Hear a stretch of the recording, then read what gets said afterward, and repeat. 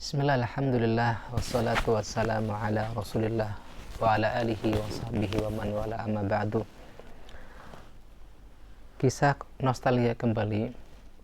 Ini ada kisah menarik ketika saya biasa diminta untuk menggantikan Ustadz Hamzah Ta'adi untuk menjadi khatib badal di sebuah masjid.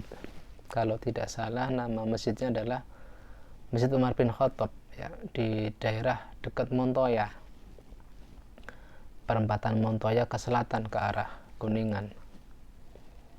Saat itu saya membuat sebuah naskah khutbah yang saya ambil dari Quran surat An-Nur ayat 62 yang isinya kurang lebih a'udzubillahi minasyaitonirrajim wa idza kanu ma'ahu fi ala amrin jami'in, apabila mereka para sahabat bersama Nabi SAW dalam urusan besar, yang mana Syekh Abdurrahman bin Nasir As-Sa'di mengatakan ala amrin jami'in, ala amrin fihi masalah din, masalahul muslimin,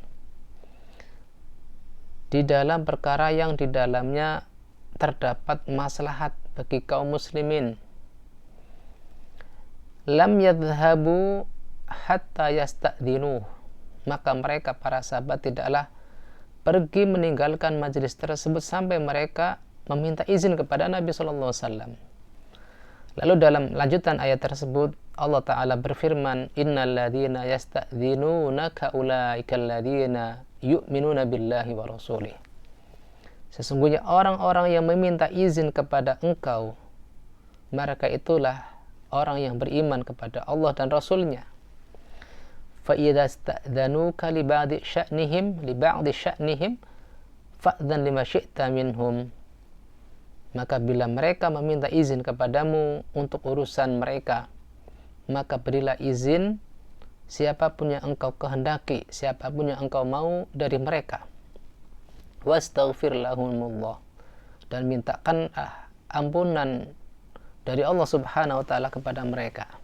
Innallaha ghafurur rahim, sesungguhnya Allah Ta'ala maha pengampun lagi maha penyayang. Maka ketika saya sampaikan khutbah tersebut, ada seorang jamaah yang begitu takjub akan isi khutbah tersebut, yang mana ternyata di dalam sebuah majelis seseorang tidak mudah, ya, tidak gampang untuk ditinggalkan, sampai dia meminta izin kepada pemilik majelis untuk meninggalkan majelis tersebut, yang mana ketertarikan jamaah tersebut sampai dia meminta naskah khutbah tersebut kepada saya. Maka saya katakan naskah khutbah tersebut saya tulis dalam bahasa Arab. Kata dia, nggak masalah Ustadz, nanti saya berusaha akan baca naskah tersebut. Ya, saya tidak masalah, saya berikan, karena memang saat itu tulisannya dalam bentuk tulisan tangan. Maka di sini ada sebuah faedah besar, di mana di dalam agama Islam yang tertuang dalam Quran surat An-Nur tersebut, ternyata kita tidaklah lebih penting dari majelis-majelis yang di dalamnya ada hal-hal penting. Apalagi di dalam majelis tersebut disebutkan firman Allah Ta'ala, disebutkan hadis-hadis Nabi Shallallahu Alaihi Wasallam. Terkadang kita merasa lebih penting, ya. Terkadang kita merasa lebih penting dari sekedar mendengarkan kalamullah, dari sekedar mendengarkan hadis-hadis Nabi Shallallahu Alaihi Wasallam. Seakan-akan waktu kita lebih penting dari ayat-ayat Al-Quran tersebut, dari hadis-hadis Nabi Shallallahu Alaihi Wasallam tersebut. Maka apabila kita merenungkan bahwasanya waktu-waktu kita tidaklah lebih berharga dari sekedar kita duduk beberapa saat untuk mendengarkan firman Allah Ta'ala, dari mendengarkan hadis-hadis Nabi Shallallahu Alaihi Wasallam, ya. Sebagaimana Nabi Shallallahu Alaihi Wasallam berhak untuk memberi izin atau tidak kepada orang yang meminta izin kepada beliau alaihi salatu wassalam, ya. Bahkan di situ di ayat tersebut disebutkan bahwa orang-orang yang meminta izin untuk pergi mereka itu adalah orang-orang yang beriman kepada Allah dan Rasul-Nya. Kadang-kadang kita merasa lebih penting ya sekedar untuk scroll media sosial.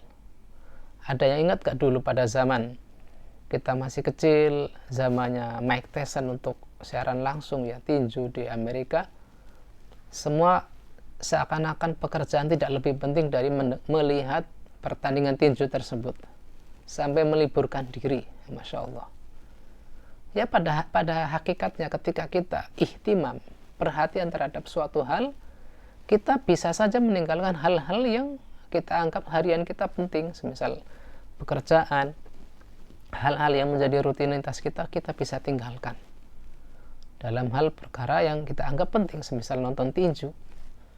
Kalau zaman sekarang mungkin UFC. Maka seharusnya begitu pula harusnya kita memposisikan diri kepada kalamullah, memposisikan diri kepada hadis-hadis Nabi Shallallahu Alaihi Wasallam. Bukan karena ini kan yang menyampaikan orang tidak terkenal, ini kan yang menyampaikan hanya ustadz kecil, orang baru, ini kan yang menyampaikan orang yang lebih muda dari saya. Tidak. Selama yang disampaikan adalah kalamullah, selama yang disampaikan adalah hadis-hadis Nabi Shallallahu Alaihi Wasallam, hendaknya kita berusaha ihtimam, berusaha ta'zim terhadap majelis tersebut, berusaha untuk menghadirinya, jangan sampai tertinggal ya.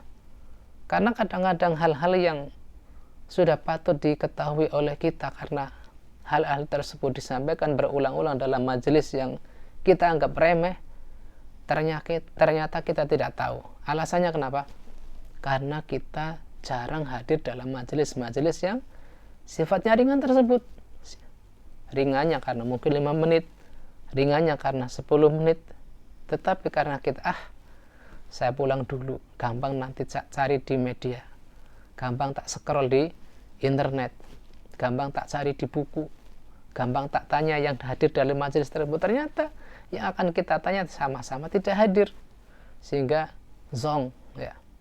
Misal kayak ketika dibahas masalah apakah orang yang menyambung shaf ya setelah terputus tiang ini boleh atau tidak, makruh atau tidak, sudah disampaikan alhamdulillah oleh saya sendiri, kemudian Ustadzuna Budi Harjo hafizallahu taala. Tetapi karena sebagian orang lebih memilih pulang, maka informasi ini tidak sampai kepadanya. Maka ini menunjukkan bahwasanya majelis yang sifatnya ringkas, majelis yang sifatnya singkat, ternyata hal tersebut kadang-kadang terluput. Karena apa? Karena kita lebih mementingkan pulang ya. Sesekali tidak masalah, tetapi kalau berkali-kali bahkan kita dikenal dengan meninggalkan majelis semacam itu, kita akan ma'ruf sebagai orang yang tidak ihtimam dengan kalamullah, tidak ihtimam dengan hadis-hadis Nabi Shallallahu Alaihi Wasallam. Kita lihat para salaf dulu, ketika mereka hampir tidak mendapatkan tempat duduk, ketika dalam majelis-majelis besar mereka rela untuk menginap lebih awal agar mereka bisa mendapatkan tempat duduk di majelis-majelis tersebut. Bagaimana dengan kita saat ini yang katanya kita menisbatkan diri kepada salafus saleh, tetapi semangat kita jauh dari mereka. Wallahu taala alam bisawab ya. Kurang lebihnya mohon maaf. Semoga bermanfaat kajian yang singkat ini. Assalamualaikum warahmatullahi wabarakatuh.